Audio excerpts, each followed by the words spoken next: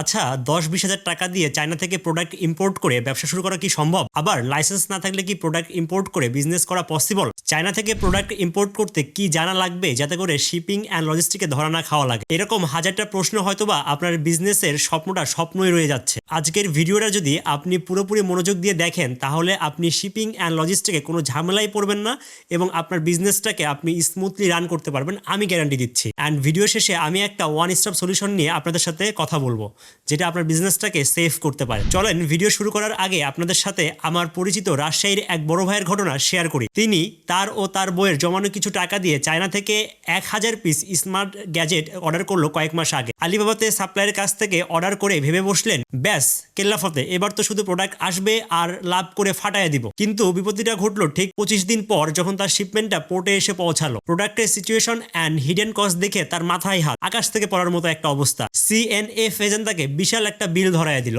যেখানে ট্যাক্স, পোর্টের deal, fine, hidden charge সবকিছু মিলে দাম এমন পর্যায়ে গিয়ে দাঁড়াইলো যে লাভ তো দূরের কথা, লস একদম নিশ্চিত। অন্যদিকে শিপিং কোম্পানি তাকে জানালো তার প্রোডাক্ট নাকি অন্য কন্টেইনারের নিচে চাপা পড়ে কিছুটা ড্যামেজ হয়ে গিয়েছে। সেই বিজনেসের স্বপ্ন সেখানেই থমকে যায়। লাভ তো দূরের কথা, উল্টো পকেটের পুঁজি হারিয়ে দিশেহারা হওয়ার মতো একটা অবস্থা। এই ছোট্ট একটা ভুলের কারণে সে প্রায় 5 লাখ টাকার মতো লস করে বসে। আচ্ছা, কেন এমন হলো বলেন তো? সেই ভাই তো প্রোডাক্ট মোটামুটি ভালোই চিনতেন, কিন্তু যেটা চিনতেন না সেটা হলো লজিস্টিকের সেই গোলক ধাঁধা। তিনি জানতেন না 1 কেজি আর 1 টনের শিপিং ডিলিংটা একদমই আলাদা। এখন প্রশ্ন হলো, লজিস্টিকের গোলক ধাঁধায় না পড়ে প্রোডাক্ট ইম্পোর্ট করে কিভাবে আপনি লাভ করবেন, সেটাই আজকের এই ভিডিওতে দেখাবো পার্ট বাই পার্ট। ফার্স্ট স্টেপে আমাদেরকে জানতে হবে এফসিএল এবং এলসিএল এর মধ্যে পার্থক্য। লজিস্টিক ম্যানেজমেন্টের ফার্স্টে আপনাকে প্রোডাক্টের ভলিউমটা ঠিকঠাক বুঝতে হবে। ইন্টারন্যাশনাল ট্রেডে প্রোডাক্ট মেজার করা হয় সিবিএম কিংবা কিউবিক মিটার ইউনিটে। কিউবিক মিটার হলো কোনো প্রোডাক্টের ভলিউম মেজার করার ইন্টারন্যাশনাল ইউনিট। সহজ কথায় একটা প্রোডাক্ট কন্টেইনারের মধ্যে ঠিক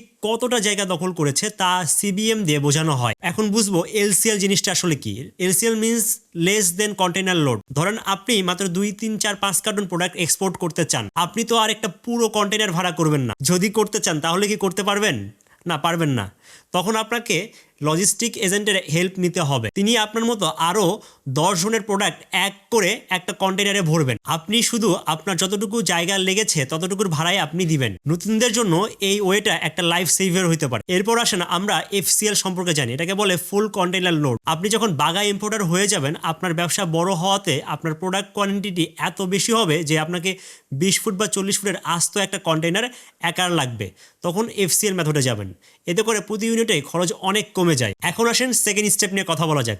সেকেন্ড স্টেপে আমরা কথা বলবো শিপিং অ্যান্ড লজিস্টিক হ্যান্ডেল গেটওয়েসগুলো নিয়ে। লজিস্টিক ম্যানেজ করার জন্য আপনাকে আপনার ব্যবসার সাইজ অনুযায়ী নিচের যে কোনো একটা গেটওয়ে বেছে নিতে হবে। ফার্স্টে হচ্ছে গিয়ে ডোর টু ডোর সার্ভিস। আপনি যদি একদম ছোট ব্যবসায়ী হয়ে থাকেন, আপনার হয়তো ট্রেড লাইসেন্স বা ইম্পোর্ট লাইসেন্স নাই, তাদের জন্য একটা লজিস্টিকের সহজ সমাধান হলো ডোর টু ডোর সার্ভিস। এটা কিভাবে কাজ করে? চায়নাতে অনেক বাংলাদেশি লজিস্টিক কোম্পানি আছে। আপনি আপনার সাপ্লায়ারকে বলবেন প্রোডাক্টটা ওই লজিস্টিক কোম্পানির চায়না গোদামে পৌঁছে দেওয়ার জন্য, তারা আপনার সেই প্রোডাক্টটা বাংলাদেশে আপনার হয়ে পাঠিয়ে দিবে। এতে সুবিধাটা আসলে কি? কাস্টম ক্লিয়ারেন্স, ডিউটি, ট্যাক্স সহ যত ঝামেলা আছে সেটা সেই লজিস্টিক কোম্পানি সামলাবে। আপনি শুধু প্রোডাক্টটা হাতে পাওয়ার পর কেজি প্রতি বা সিবিএম প্রতি একটা নির্দিষ্ট অ্যামাউন্টের টাকা তাকে দিয়ে দিবেন। লজিস্টিকের ভাষায় একে বলে অল ইন রেট। এর পরেরটা হলো গিয়ে কুরিয়ার সার্ভিস কিংবা এয়ার এক্সপ্রেস। সময় লাগে কম কিন্তু অনেক বেশি এক্সপেন্সিভ। আপনি যদি খুব ছোট স্যাম্পল বা দামি ইলেকট্রনিক্স পার্ট নিয়ে কাজ করেন যা আপনার দ্রুত লাগবে, তাহলে আপনি ডিএসএল, ফেডেক্স বা টিএনটি, ইউপিএস আপনার জন্য সেরা চয়েস হতে পারে। এই সার্ভিসে প্রোডাক্ট সরাসরি আপনার ঠিকানায় পৌঁছে যাবে। তবে মনে রাখতে হবে এখানে লজিস্টিক খরচ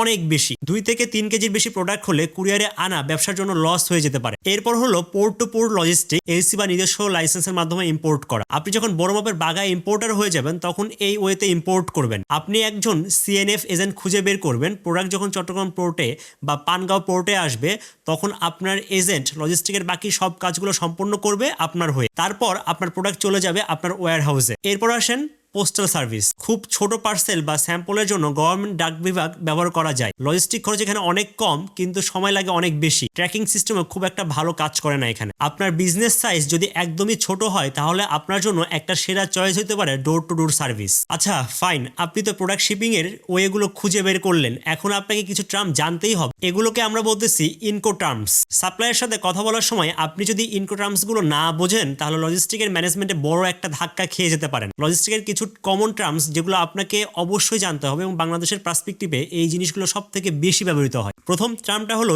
EXW। এক্ষেত্রে সাপ্লায়ার শুধু প্রোডাক্ট বানিয়ে তার কারখানায় রেখে দেবে, কারখানা থেকে আপনার গুদাম পর্যন্ত সব লজিস্টিক খরচই কিন্তু আপনার। সেকেন্ড টার্মটা হলো FOB or free on board. এক্ষেত্রে সাপ্লায়ার প্রোডাক্টটা চায়নার বন্দর পর্যন্ত পৌঁছে দেবে, এরপর শিপিং থেকে শুরু করে বাকি সব লজিস্টিকই আপনার। এরপরের টার্মটা হলো CNF or CRF, cost and freight. এক্ষেত্রে সাপ্লায়ার বাংলাদেশের বন্দর পর্যন্ত জাহাজ ভাড়া সহ মাল পাঠিয়ে দেবে, পোর্ট থেকে প্রোডাক্ট খালাস করার দায়িত্ব হচ্ছে গিয়ে আপনার। এরকম আরো 8টা টার্ম আছে, এগুলো আপনারা নিজেরা এক্সপ্লোর করে নিতে পারেন। আসেন এবার আমরা কিছু প্রো টিপস দেখে নেই যাতে করে আপনি আপনার লজিস্টিক প্রসেস এক্সপার্ট ইম্পোর্টারের মতো করে করতে পারেন। একটা লজিস্টিক সিস্টেম মানে শুধুমাত্র খরচ কমানো। নিচের বিষয়গুলো যদি আপনি খেয়াল রাখেন তাহলে আপনার লজিস্টিক খরচ 20 থেকে 30% পর্যন্ত কমে যেতে পারে। তো ফার্স্টে যে জিনিসটা সেটা হচ্ছে গিয়ে প্যাকিং অপটিমাইজেশন। সাপ্লায়ারকে বলবেন যে কার্টুনগুলো যেন এমনভাবে প্যাক করা হয় যাতে ভিতরে অহেতুক খালি জায়গা নষ্ট না হয়। মাথায় রাখবেন লজিস্টিকে আপনি প্রোডাক্টের ওজন নয় বরং জায়গার জন্য টাকা দিবেন। এরপর আসে কনসোলিডেশন। ধরেন আপনি 3 জন আলাদা আলাদা সাপ্লায়ারের কাছ থেকে প্রোডাক্ট কিনছেন, আপনি লজিস্টিক এজেন্টকে বলুন যে আপনার 3 জনের প্রোডাক্ট এক করে এক চালানে পাঠাতে। আলাদা আলাদা পাঠালে লোকাল চার্জ কয়েক গুণ বেড়ে যাবে। এরপর আসেন সরাসরি এজেন্টের সাথে যোগাযোগ করা। আলিবাবা কিংবা সাপ্লায়ার অনেক সময় নিজেই শিপিং অফার করে, কিন্তু তাদের রেট সাধারণত অনেক বেশি থাকে। নিজের একজন বিশ্বস্ত লজিস্টিক এজেন্ট বা ফ্রেট ফরওয়ার্ডার খুঁজে বের করেন যাতে করে খরচ অনেকটাই কমে আসে। আমরা তো বুঝতে পারলাম যে কিভাবে আমরা আমাদের খরচটা কমাতে পারি, কিন্তু ব্যবসা করবেন আর বাটপার আর ঝুঁকির খপ্পরে পড়বেন না, সেটা তো হতেই পারে না। আসেন এবার দেখি কিভাবে আপনি বাটপার ও ঝুঁকি এড়িয়ে একটা ব্যবসা রান করতে পারেন। ব্যবসায় বড় হতে হলে আপনাকে লুপহোল বা ফাঁকফোকরগুলো চিনতে হবে। ফার্স্টে আপনাকে জানতে হবে হিডেন চার্জ।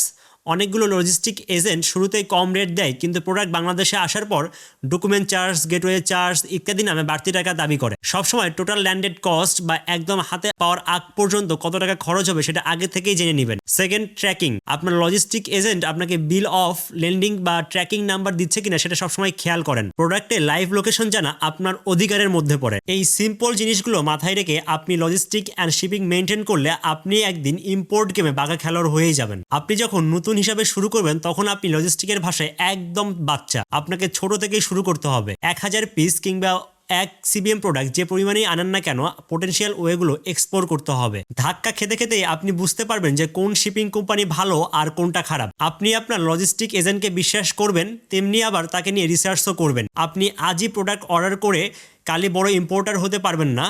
এই লজিস্টিকের চড়াই উতরাই পার হয়ে আপনাকে অভিজ্ঞ হতে হবে। লজিস্টিক যত নিখুঁত হবে আপনার লাভ তত বাড়বে এবং আপনার ক্ষতি তত কমবে। এতক্ষণ তো শুনলেন ইম্পোর্ট বিজনেসের লজিস্টিক অ্যান্ড শিপিংয়ের জটিল সব হিসাব নিকাশের খেলা।